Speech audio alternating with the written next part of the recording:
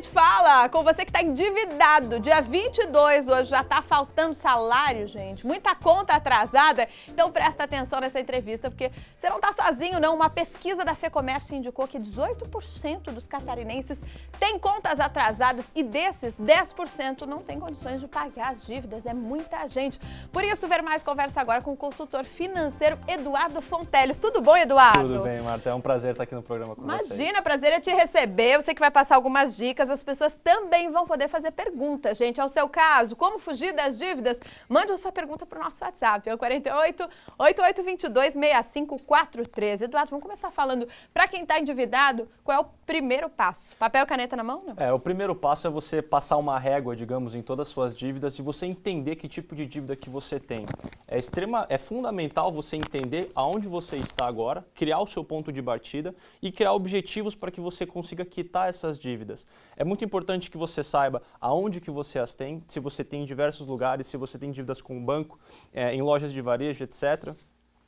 Principalmente essa pesquisa que trouxe a parte de nível de endividamento através de cartão de crédito. Isso. Então é super importante você ter noção de onde você tem essas dívidas, passar uma régua em todas elas, estipular objetivos para quitá-las dentro de prazos e dentro da receita que você tem dentro da sua família para que você consiga atingir esse objetivo. E às vezes é preciso um certo grau de frieza, né? Porque sempre vai doer na carne, vai tirar alguma coisa que vai gerar um desconforto, porque é confortável, né? Você ter algumas dívidas, TV a cabo, né? Coisa assim. E aí realmente tem que abrir mão de algumas coisas para ficar com a cabeça tranquila, né? De fato, é super importante você criar prioridades nessas horas, porque a gente sabe que quando você atinge um certo nível de dívidas, você tem que criar prioridades. Então você tem que criar dentro da sua rotina, criar uma tabela mesmo, a planilha Excel ou até mesmo papel e caneta, onde você consiga distinguir qual é o grau de importância das suas dívidas, desde a parte fundamental em termos de alimentação, transporte, saúde, moradia, e a partir daí você começa a eliminar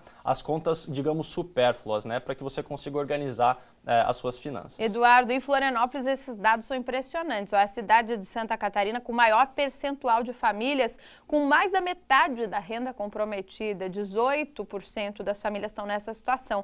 E as famílias endividadas em Floripa são 86,6%, com as contas em atraso 25,3%, ou seja, um quarto já estão com as contas realmente muito endividadas mesmo, né? Para 12% das famílias catarinenses, mais da metade da renda já é destinada a pagar as dívidas. E aí a gente entra nos vilões, os principais culpados, né? Primeiro está o cartão de crédito, 51,5%, depois carnês, depois em terceiro lugar financiamento de carro e quarto o crédito pessoal. Tem muitas armadilhas nisso tudo, principalmente cartão de crédito. De fato, Marta, a principal armadilha nesse caso é o quê? São os juros, né? Os juros que essas instituições cobram dos seus clientes, seja através do parcelamento dessas contas ou até mesmo através da negociação de alguma dívida. Então a primeira parte, a parte fundamental é você entender aonde estão essas dívidas, você saber de que forma você as fez, se foi através de cartão de crédito, através de carnê ou através de financiamento de veículos, como a própria pesquisa mostra.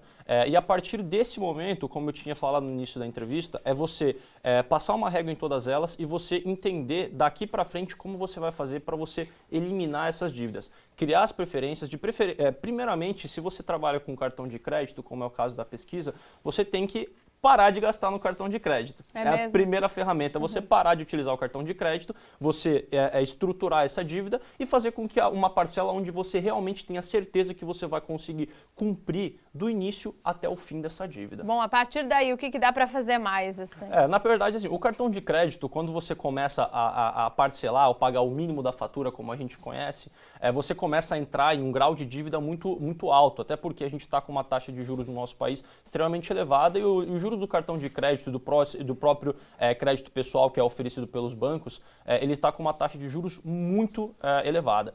Então a primeira ferramenta que você tem que criar para você mesmo, é você estruturar essa dívida, negociar uma taxa de juros que dê para você assumir em termos de dívida, estruturar uma parcela onde você consiga assumir também essa dívida do início até o final e a partir daí você criar um método onde você consiga criar uma poupança mensal. Porque o cartão de crédito ele é apenas uma ferramenta para você utilizar em termos de consumo. E o problema maior das famílias que estão endividadas, como mostra a pesquisa, é não saber utilizar essa ferramenta como forma de consumo. O cartão de crédito muitas vezes é utilizado para compras parceladas e não compras à vista. O próprio crédito pessoal é utilizado para pagar outro tipo de dívida e quando as famílias vêm, elas estão com uma dívida enorme com juros aumentando essa dívida.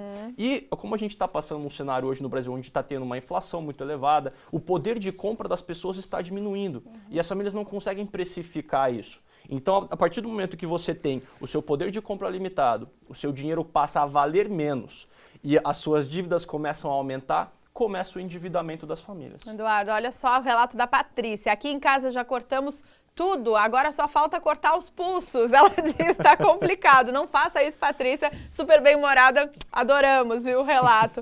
Ó, o Carlos tem uma dúvida que eu acho que vai ao encontro disso que o senhor estava falando. O que é mais vantajoso, pagar uma conta parcelada ou juntar dinheiro para pagar tudo de uma vez? Em geral, você consegue até um desconto pagando tudo de uma vez só, né? De fato, nesse caso, é Carlos o nome do telespectador, né? Isso. Carlos, nesse caso, se você tiver a oportunidade de aguardar, juntar essa quantidade de dinheiro para fazer uma compra à vista, é muito mais interessante porque você consegue negociar um possível desconto com o estabelecimento que você está fazendo essa compra, né? Caso contrário, se você não tem nenhum tipo de desconto na compra à vista, a compra parcelada, inclusive no cartão de crédito, pode ser uma boa ferramenta. Por quê? Porque como a gente está em um processo inflacionário, a compra antecipada parcelada no cartão de crédito vai te prevenir de daqui a determinado tempo pagar mais caro por esse artigo. Então, se você não tem nenhum tipo de desconto à vista, você pode sim fazer esse parcelamento. Mas é super importante que se for via cartão de crédito, que você consiga honrar os pagamentos do início ao final, para que você não pague juros depois no parcelamento da fatura. O Sandro está perguntando, carro financiado, como é que eu faço para não pagar tantos juros? Os juros do financiamento variam de quanto a quanto, Dani? Hoje, o financiamento de carro, a gente está tendo taxas na casa de 2% ao mês, em média. Então, é uma taxa de juros muito alta, 2% ao mês, porque nenhum tipo de investimento conservador no Brasil hoje vai te dar essa taxa de rentabilidade.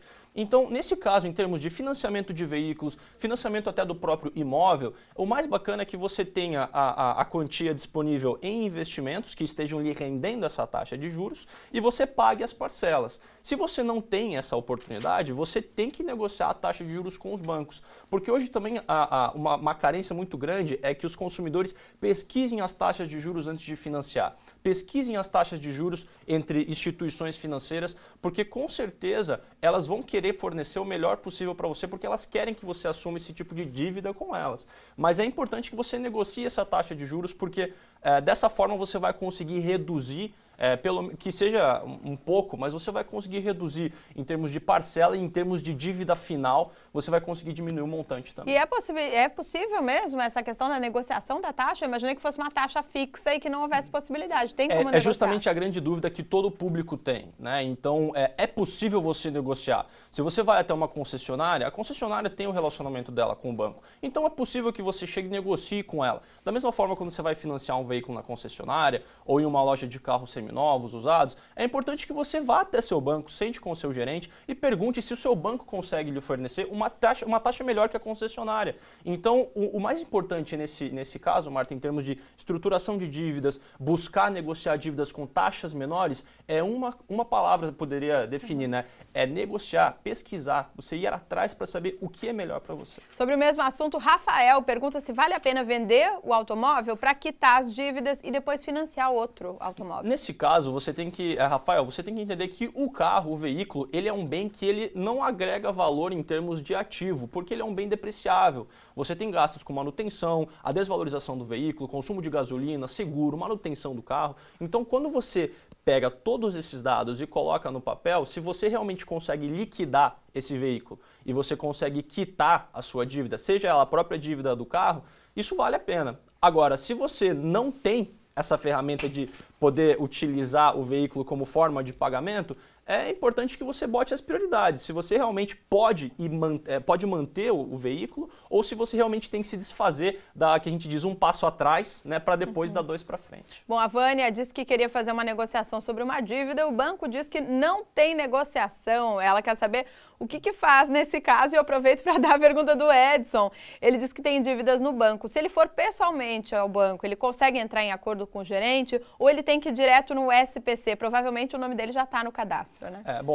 A princípio, todas as instituições financeiras estão abertas à negociação. Se não há mais negociação a ser feita, pode ser que a instituição chegou ao seu limite em termos de negociação de dívida, né? Mas se você não tem negociação no seu próprio banco, você pode buscar esse crédito em outra instituição. Você pode ir até outro banco ou até outra instituição credora que vá querer te fornecer um crédito mais barato, né? Porque realmente você não ter acesso a negociação alguma, eu acho um pouco difícil em termos, hoje em dia, até porque a concorrência entre as instituições também é muito grande. A briga por clientes é muito grande. Então é importante que você busque informação. Se você ainda tem algum tipo de dúvida, entre em contato com especialistas que vão poder te ajudar a recorrer a esses tipos de dívidas, digamos assim, e poder também te ajudar a estruturar uma solução para suas finanças. Eduardo, a telespectadora não se identificou, mas pergunta onde é que está valendo a pena investir, porque a poupança está triste, hein? De fato.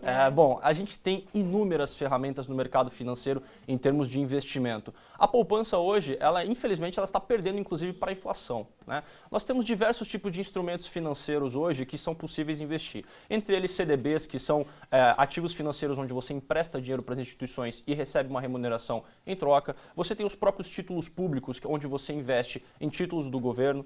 Você tem diversos tipos de títulos privados, como LCIs, LCAs, que são letras do crédito do agronegócio, letras do crédito imobiliário, que são títulos isentos de imposto e que também têm uma remuneração bem acima da poupança. Além disso, existem outras inúmeras alternativas de investimento, como fundos de investimento de diversas categorias, as próprias ações no mercado de bolsa de valores, que tem se valorizado muito nos últimos 6 meses, também está se tornando extremamente atrativo para o investimento de médio e longo prazo, entre outros, como previdência. Existem diversas ferramentas. Algumas delas eu citei para vocês aqui, mas é muito importante que vocês pesquisem, vão atrás de profissionais que vão poder lhe ajudar e que busquem também informações comparativas. Nunca fique preso a uma única instituição. Não existe apenas o banco. Existem bancos, existem corretoras, bancos de investimento e hoje é possível investir em diversos tipos de instituições com a mesma segurança. Então é super importante buscar informação nesse tipo de assunto, que o brasileiro tem muita carência. Então busquem informações, busquem auxílio,